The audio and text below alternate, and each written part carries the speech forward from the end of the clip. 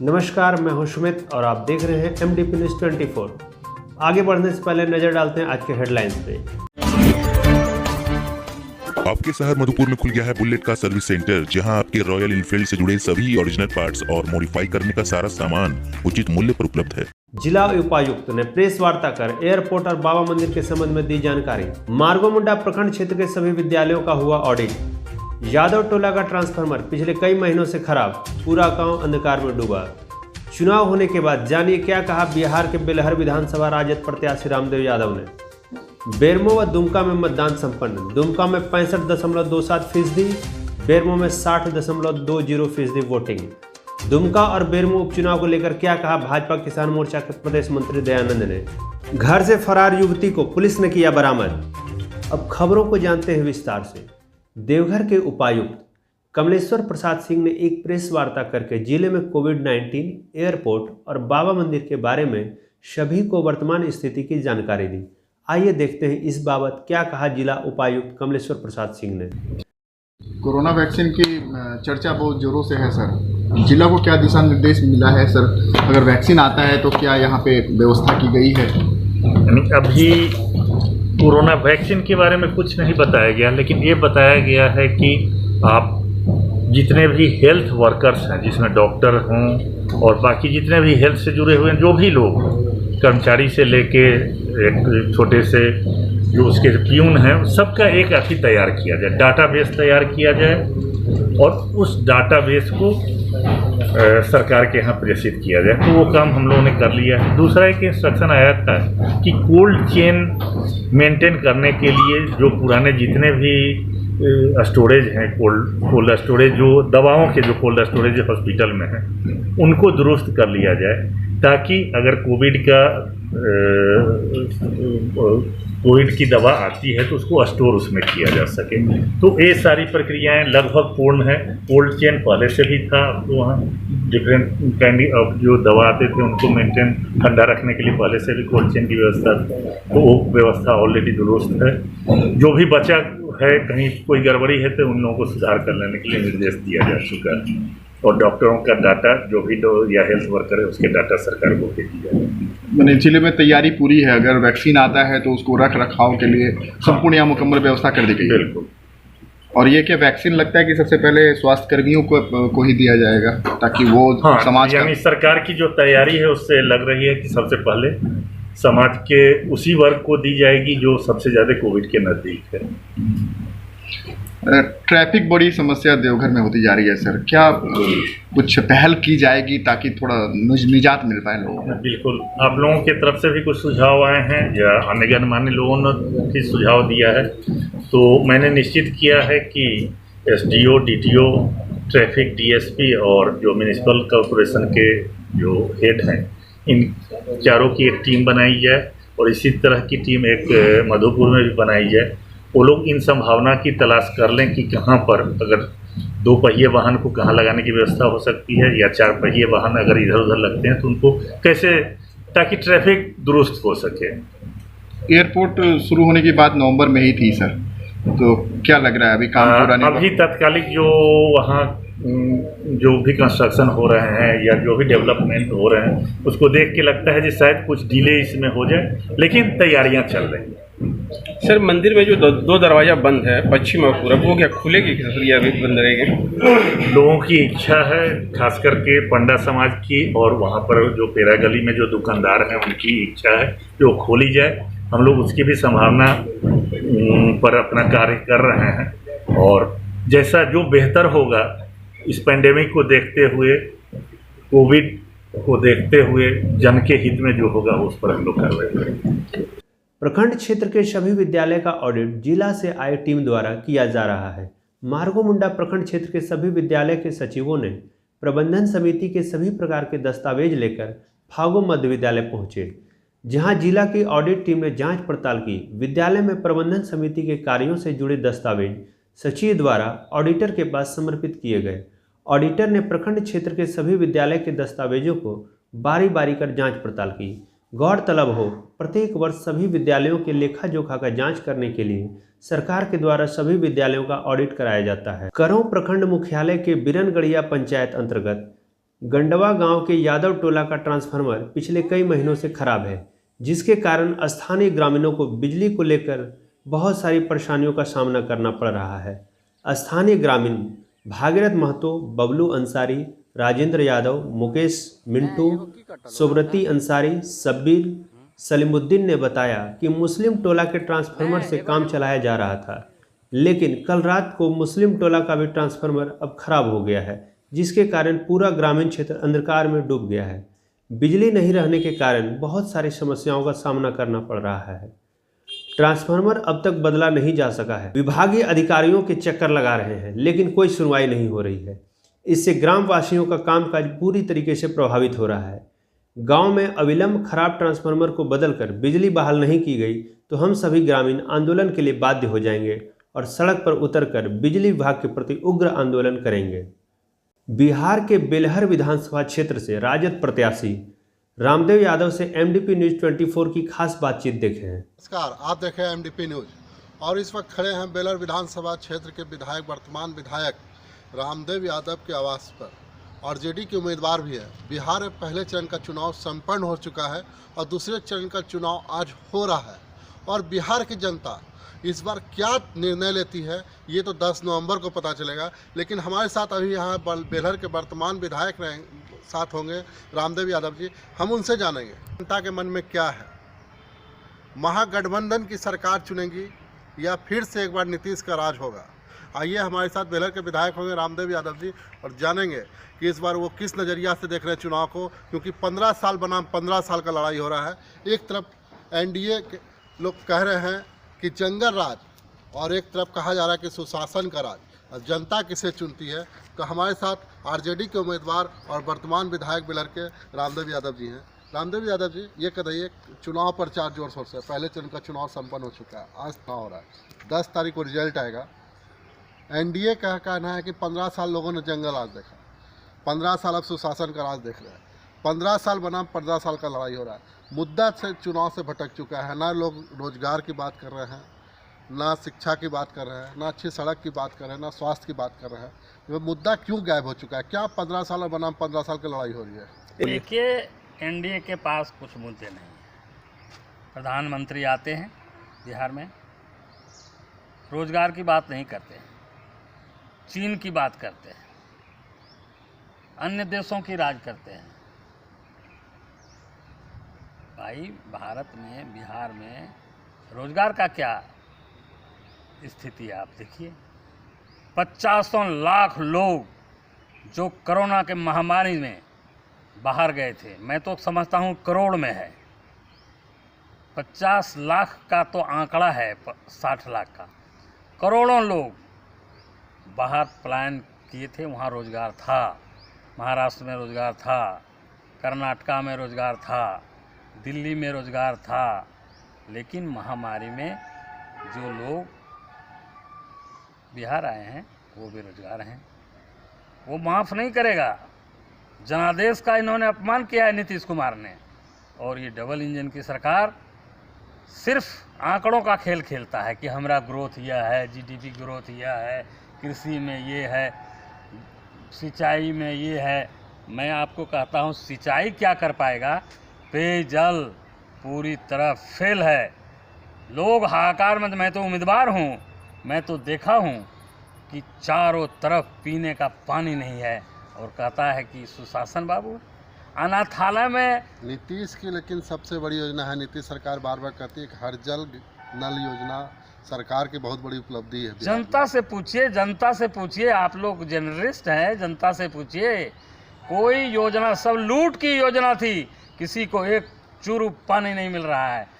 पानी के सवाल पर महंगाई चरम सीमा पर है, मैंडेट जनादेश का अपमान किया है, महंगाई उसी तरह है, भ्रष्टाचार उसी तरह है, महिला सुरक्षित नहीं है, कहता है कि सीना तान के महिला चल रही। अरे भाई, बंद कमरे में जाकर के, अनाथालय में, मुजफ्फरपुर के बालिका गृह में जाकर के इन दलितों ने उनको नहीं छोड़ा। महिला कहाँ सुरक्षित है? गरीब कहाँ सुरक्षित है?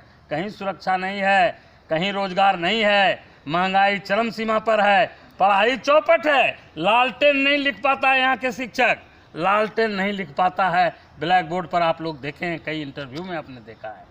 कौन से मुद्दे पर ये हमसे टिकेंगे? कोई मुद्दा नहीं। और कहते हैं कि जंगल राज, अरे तुमने 15 साल में क्या किया तुम बताओ तो।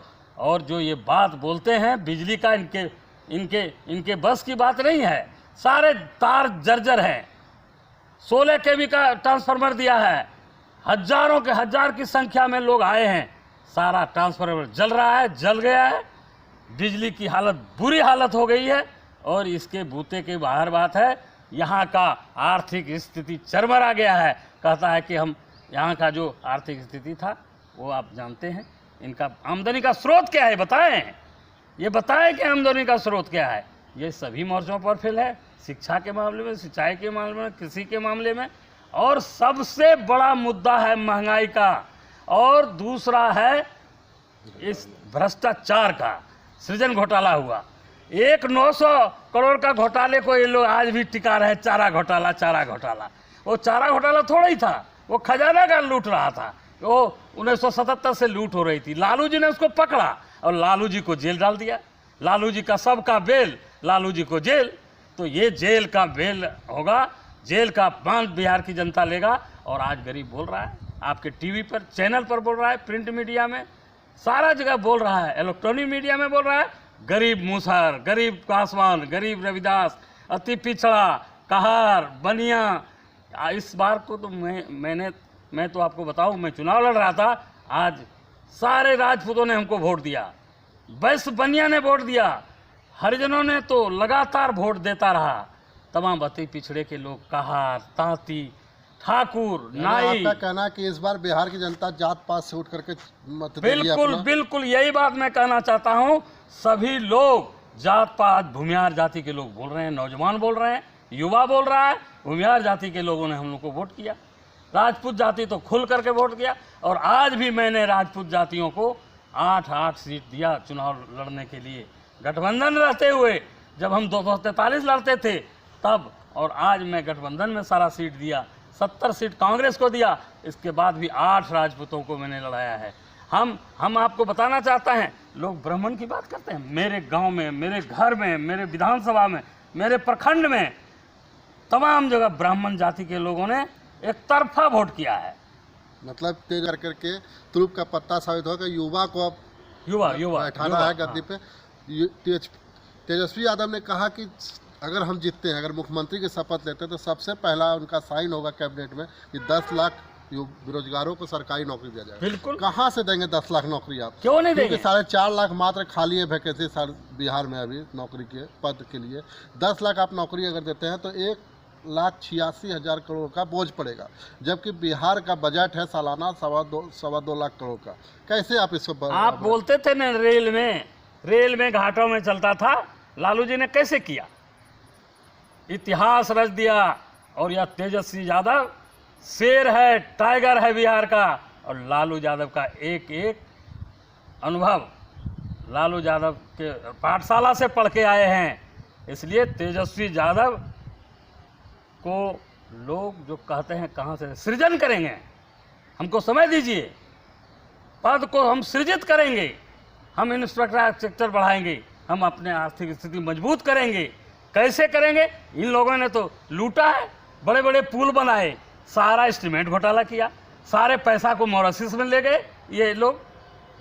इन लोगों के यहाँ बिना पैसा का बड़े तो बड़े, इंजीनियर तो इंजीनियर, डॉक्टर तो डॉक्टर से जो घूस लिया जाता था, लेकिन गरीब जनता का जो इंदिरा आवास का पैसा है, इसको भी लूट लिया इन लोगों ने, लूट लिया। बड़ी भारी जांच होगी।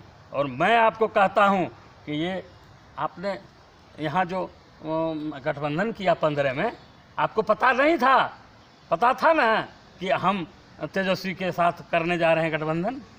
बीच में सृजन घोटाले में आप जब जेल जाने लगे तो आपने मक्खी के तरह निकाल दिया तेजस्वी यादव को। तेजस्वी यादव को पैदा करने वाला नीतीश कुमार है, और नीतीश कुमार को छड़ी दिखाया केंद्र सरकार ने और नतमस्तक हो गया। नीतीश कुमार के जैसा व्यक्ति मैंने आज तक नहीं देखा। लालू जी ने यदि उसको पलटू राम कहा तो कोई बात नहीं, कभी भी पलट सकता है, आज भी हमारे शरण में आ सकता है। और लालू जी महान हैं। लालू जी ने रामविलास पासवान को जिंदा किया। लालू जी ने जब जीतन राम मांझी ने बिगुल फूका, उस समय भी लालू जी ने नीतीश उनका कोई कट मुद्दा सर, नहीं। बहुत लंबा हो गया, इतना लंबा। 10 मिनट 2 मिनट का खत्म, क्या? 2 मिनट में खत्म। अरे 10 मिनट हो गया, काट देगा सब, जो न्यूज दिखाएगा वो नहीं, काट नहीं देगा। करिए, तब हो गया। खाली लास्ट को दे देते हैं ना। चलिए क्या अब लास्ट क्या दीजिएगा? वही इसको चिराग पासवान को किसका देख रहे हैं और कितनी सीट आप देख रहे हैं महागठबंधन? इधर आइए, इधर जहाँ थे वहीं आइए। 10 नवंबर को कितनी सीटें आपको मिली? बस किसको? एकदम शॉर्ट कीजिएगा, 10 मिनट हो गया। चिराग बल क्या बोलिएगा? चिराग पासवान को कहाँ देख रहे हैं आप बिहार के राजनीति में? अच्छा बोल देंगे। चलिए, तो चिराग पासवान और राहुल गांधी और ये आपके तेजस्वी प्रसाद यादव जी, इनका भविष्य है आगे, इन लोगों का भविष्य चुनाव है। के बाद क्या चिराग पासवान आएंगे महागठबंधन में? मैं तो ऑथराइज नहीं हूँ इस मामले में, लेकिन मैं ज़रूर कहूँगा कि ये नौजवान हैं, इन लोगों को एक होना चाहिए। चलिए, चिराग पासवान में वो क्षमता है और जो बड़ी क्षमता है इस बार दिखा दिया तेजस्वी यादव जी ने। पूरे कांग्रेस महागठबंधन आपको सीपीआई, सीपीएम, माले, तमाम तरह के लोगों को नेतृत्व, इतना शानदार नेतृत्व दिया। और जो लोग इनसे भागे गठबंधन में खाता नहीं खोलेंगे, मैं नाम लेना नहीं चाहता हूँ, जो गठबंधन से भाग के गए हैं वो खाता नहीं खोलेंगे। आने वाला भविष्य चिराग का होगा, आने वाला एक आखिरी भविष्य सवाल तेजस्वी जी। का होगा। 10 नवंबर को महागठबंधन कितनी सीट देख रहे हैं आप? कितनी सीट देख रहे हैं अपने में? मैं तो कह रहा हूँ 150 सीट पर एब्सोल्यूट मेजोरिटी हमारी होगी। 150 से ऊपर भी जा सकते हैं, लेकिन 150 को कोई नहीं काटाएगा महागठबंधन को। आपकी सरकार बनेगी तो पहली प्रार्थना क्या होगी बिहार में? सबसे जो प्राथमिकता होगा वो शिक्षा का होगा, बेरोजगारी का होगा, सिंचाई का होगा, और जो जल नल है, जो पेयजल के लिए आज पानी जनता देने की करा व्यवस्था रहा है, सिंचाई का साधन होगा। किसानों के लिए हम लोग काम करेंगे। हम लोग निश्चित रूप से गांव के रहने वाले हैं और गांव के किसानों के लिए, गांव के मजदूरों के लिए और यहाँ के जो पलायन किए हुए लोग हैं उसके लिए सृजन करेंगे। हम लोग फैक्ट्री खोलेंगे, लघु उद्योग खोलेंगे। चलिए, तो विधायक जी ने कहा कि सबसे अगर हमारी सरकार बनती है बिहार में तो सबसे पहला ये होगा काम कि बेरोजगारी पे जो उन्होंने कहा था उससे ज़्यादा 10 लाख नौकरी देंगे, पहला साइन वो होगा।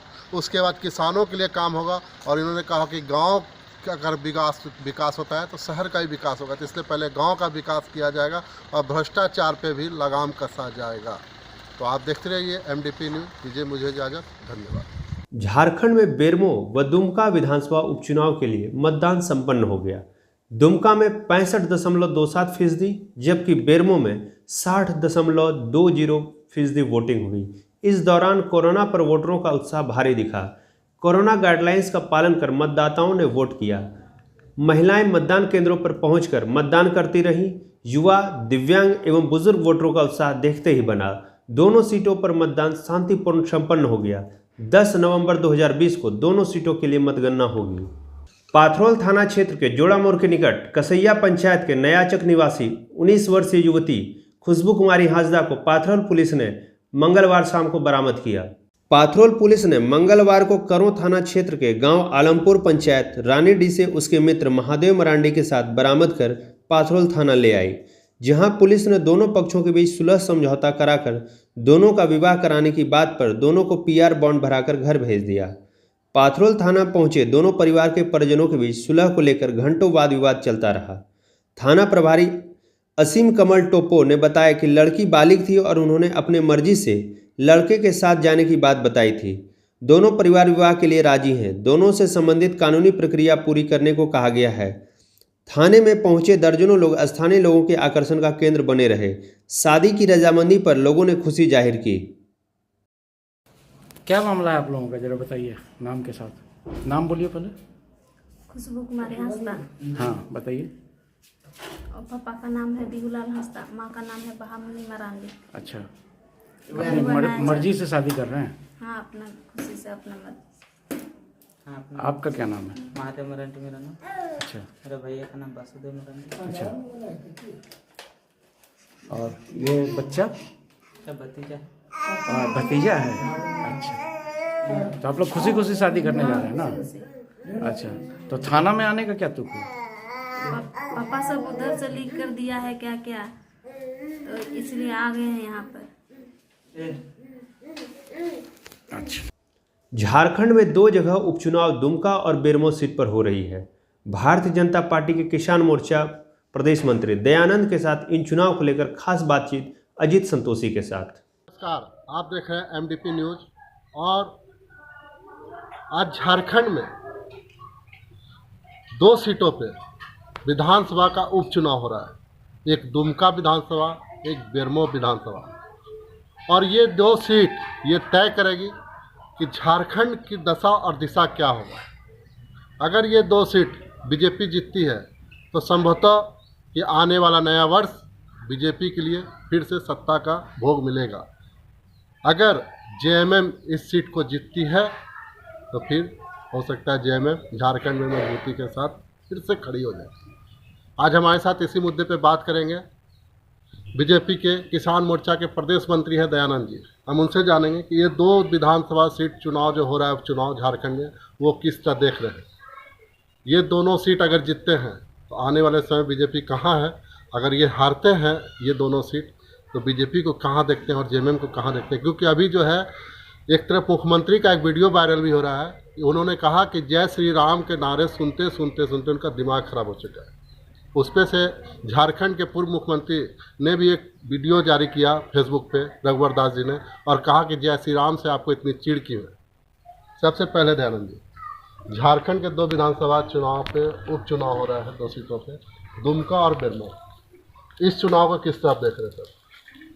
देखिए, अभी तो ये उपचुनाव है, इसमें क्लियर कट मुद्दा जो है परिवारवाद और विकासवाद।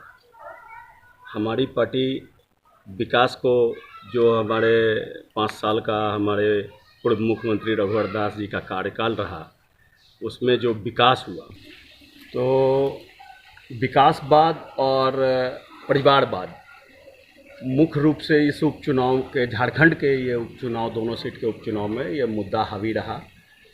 जहाँ तक बात आती है विकास की, तो जो पिछला सरकार 5 साल जो भी चला, हमारे माननीय रघुवर दास जी पूर्व मुख्यमंत्री के द्वारा जो चलाया गया और जो योजना सब गरीबों के हक में, किसानों के हक में, चूँकि मैं किसान मोर्चा में काम करता हूँ तो किसान मोर्चा जो है किसान के हक का बात ज़्यादा हमारे दिमाग में रहता है। उनके द्वारा जो गरीबों के लिए, किसानों के लिए, दलितों के लिए, आदिवासियों के लिए जो काम किया गया वो हेमंत सोरेन से कभी संभव नहीं है, इस सरकार से संभव नहीं है।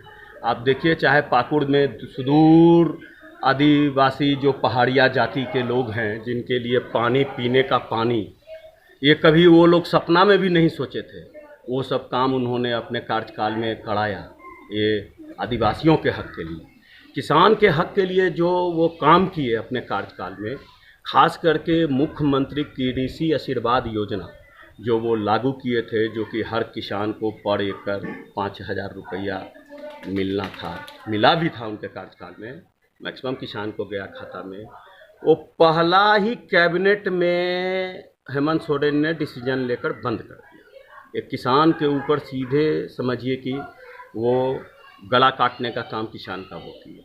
अब रही बात कि आप देखिए ये परिवारवाद का, बिहार में भी वही स्थिति है, यूपीए में परिवारवाद क्लियर झलक रहा है, यहाँ भी परिवारवाद क्लियर झलक रहा है और कोई कैंडिडेट नहीं मिलता है। सीता सोरेन जी से पूछिए क्या स्थिति है, बताएंगे। वैसे तो आरोप प्रत्यारोप लगाना कहीं किसी पर कुछ भी कि जय श्री राम से उनको एलर्जी है, तो भाई हमारे पूजनीय हैं, ये मैं हिंदू हूँ, हेमंत सोरेन जी भी हिंदू हैं और इस देश में मेरा हिंदू राष्ट्र है। ये जहाँ तक हमको पता है कि काठमांडू, नेपाल और भारत हमारा ये पूर्ण रूप से हिंदू राष्ट्र है।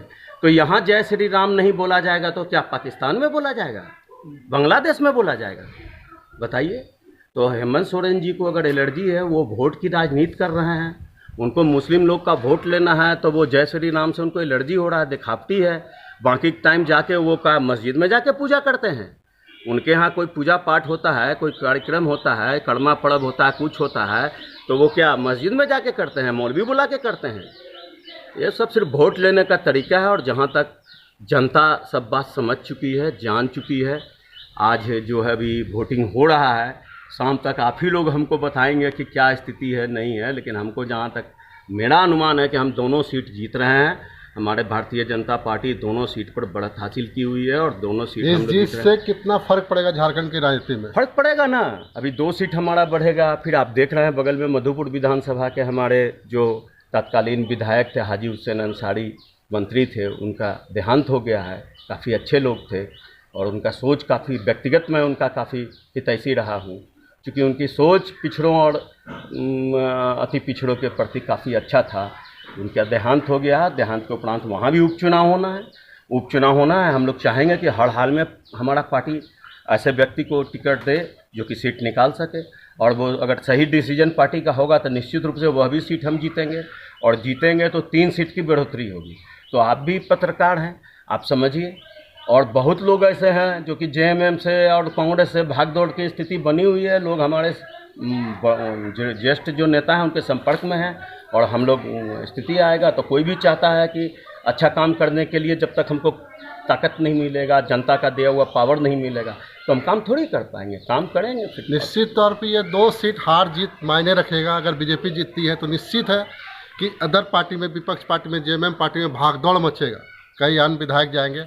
इसी मुद्दे पे दीपक प्रकाश जी ने दुमका उपचुनाव में कहा था कि प्रचार के दौरान कि अगर हम लोग जीतते हैं विधानसभा चुनाव तो निश्चित तौर पे झारखंड में सरकार बनाएंगे। और इसी मुद्दे को लेकर वहाँ दुमका नगर थाने में ऊपर देशद्रोह का भी केस कर दिया गया है सरकार के लिए। ये तो राजनीति लड़ाई है, ये सब तो होते रहता है। केस अब मुकदमा से हमारे प्रदेश अध्यक्ष हैं दीपक प्रकाश जी, कोई साधारण व्यक्ति नहीं है, वो हमारे प्रदेश अध्यक्ष हैं। लहक जाएगा प्रदेश, ठीक है ना। वो तो ठीक है, ये सब राजनीति लड़ाई है। वो केस कर रहे हैं, हम लोग भी केस कर रहे हैं। हेमंत सोरेन एक और चीज़ कह रहे हैं, शायद आप वीडियो देखे होंगे, वायरल हो रहा है उनका एक वीडियो, कि भाजपा का एक झंडा है उसमें कमल छाप है, भगवा झंडा है। वो बीजेपी नारा नहीं देती है, कहीं जाता है तो वो जय भाजपा नहीं कहती है, वो सिर्फ जय श्री राम और भारत माता की जय कहती है। क्यों भाजपा नहीं जय कहती है? क्या भाजपा जय करने से चिढ़ते हैं भाजपा कार्यकर्ता?